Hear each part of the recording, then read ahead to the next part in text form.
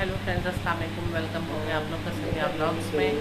तो आज है मेरी अम्मी का सर्जरी है। मैंने उन्हें एडमिट कर दिया हॉस्पिटल में और अभी बस डॉक्टर आए नहीं हैं, तो देखना है कि कितने बजे उनको ओटी में ले करके जाते हैं। दिल तो नहीं कर रहा था ब्लॉग बनाने के लिए, लेकिन मैं सोची कि चलो बना लेती हूँ ब्लॉग। और आप लोग भी मेरी अम्मी के लिए दुआ करिएगा कि उनका जो ऑपरेशन वगैरह है वो अल्लाह उस पर शिफा दे उनको। फिर जैसा अपडेट रहेगा आपके साथ ज़रूर शेयर करूँगी इंशाल्लाह।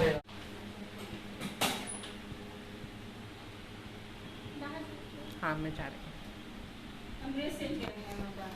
ठीक। और यहाँ मेरी अम्मी रेडी हो गई थी ओटी की ड्रेस पहन करके। 2 hours later. और फ्रेंड्स, यहाँ पे मेरी अम्मी की ऑपरेशन फाइनली अल्हम्दुलिल्लाह से हो गई थी और अभी वो अनकॉन्शियस थी, तो मैं यहाँ पे वेट कर रही थी उनका। और उनको बहुत ज़्यादा पेन भी हो रही थी और डॉक्टर ने मना किया था उन्हें डिस्टर्ब करने के लिए। तो मैं उन्हीं के पास वेट कर रही थी डॉक्टर से बहुत रिक्वेस्ट करके। तो बस मैं यहीं पे खड़ी थी, तो मैं थोड़ा सा सोचा कि चलो वीडियो बना लेती हूँ। और मैं काफ़ी देर से यहाँ पे खड़ी थी, तो डॉक्टर ने मुझे भी कहा कि आप बाहर चले जाएं और पेशेंट को डिस्टर्ब बिल्कुल भी ना करें, क्योंकि अभी अभी वो ओटी से बाहर। 1 hour later. और जैसा कि डॉक्टर ने कहा अम्मी को डिस्टर्ब नहीं करने के लिए, तो हम सभी जो आए थे यहाँ पे हम सब वेट कर रहे थे नीचे में, क्योंकि फिर विजिटिंग आवर्स हो जाती तो फिर ऊपर जाते। तो मैं यहीं पे बैठी हुई थी और आप मेरी हालत देख के समझ भी जाएंगे कि मैं कितनी टायर्ड हो चुकी थी। The next day. और यहाँ पे मैं आ गई थी अपनी अम्मी से मिलने के लिए दूसरे दिन, क्योंकि रात को तो मैं हॉस्पिटल में ही स्टे की थी, लेकिन सुबह घर जा कर के मैं फ्रेश होकर के वापस आई थी अपनी अम्मी से मिलने के लिए।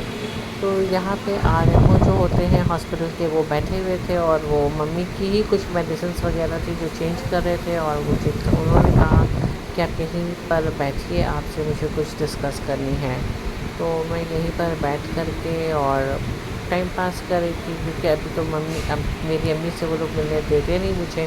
और माशाल्लाह अल्हम्दुलिल्लाह से मेरी अम्मी जो है वो पहले से काफ़ी बेटर थी। The next day. और जैसा कि मैं हॉस्पिटल में ही रात को सेकेंड डे भी रुकी हुई थी, तो फिर मैं ऊपर आ गई थी और मैं अपने भाई के साथ यहाँ पे बैठ कर के वेट कर रही थी कि मुझे डॉक्टर से मिलनी थी उनके बारे में कि कब डिस्चार्ज वगैरह वो मुझे देंगे। तो मैं यहीं पे बैठ कर के वेट कर रही थी नीचे में, क्योंकि मिलने तो मेरी अम्मी से तभी देते जब विजिटिंग आवर्स होता है। तो हम लोग काफ़ी देर यहाँ पे बैठे रहे और डॉक्टर का वेट कर रहे थे कि कब। तो फ्रेंड्स, अभी आ गई हूँ मैं घर और बहुत ज़्यादा थक गई हूँ, तो मैं सोची कि अपना वीडियो जो है ये वीडियो यहीं पर एंड भी कर लूँगी अपना, और आप लोगों के साथ जो है वो अपडेट जो है मेरी अम्मी की वो भी मैं अपने साथ शेयर कर दूँगी। तो मेरी अम्मी की गॉल ब्लैडर की जो ऑपरेशन थी, तो वो तो माशाल्लाह से कामयाब हो गई, अल्हम्दुलिल्लाह से सही है सब कुछ भी।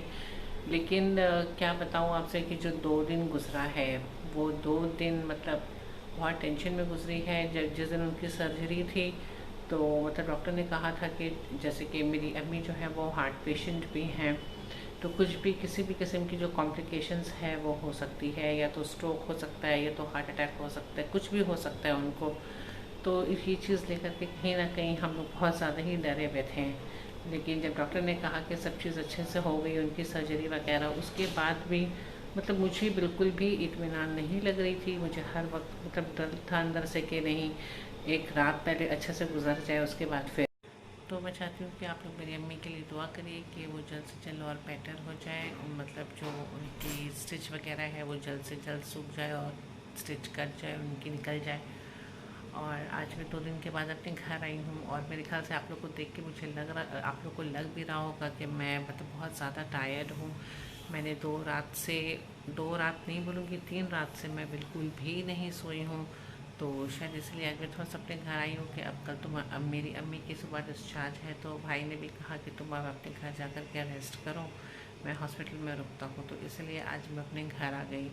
और मुझे आप लोग को अपडेट भी देनी थी अपनी अम्मी की कि शायद हो सकती है कि किसी की भी दुआ लग गई हो मेरी अम्मी को, कि अल्लाह के फजल से उनका जो ऑपरेशन है वो माशाल्लाह से बहुत आसान और बहुत अच्छे से हो गया। तो मैं सबका शुक्रिया अदा करती हूँ जिसने मेरी अम्मी के लिए दुआ किया था। और आपसे रिक्वेस्ट भी करूँगी कि आप इसी तरीके से मेरी अम्मी के लिए आप लोग दुआ करते रहें कि आगे भी अल्लाह उनको सेहत मतलब अच्छा सेहत दें और वो खुशी खुशी अपने घर में रहें और जल्दी से ठीक हो जाएं। तो फ्रेंड्स, मैं सबका शुक्रिया अदा करती हूँ जिसने भी मेरी अम्मी के लिए दुआ किया था। आप लोग का बहुत बहुत शुक्रिया। और बस यही कहना था, आप लोग के साथ शेयर करना था। तो ये वीडियो को मैं यहीं पर एंड कर रही हूँ फ्रेंड्स। तो मेरे लिए भी, मेरी अम्मी के लिए भी दुआ ज़रूर कीजिएगा। अपना बहुत सारा ख्याल रखिएगा। अल्लाह हाफ़िज़।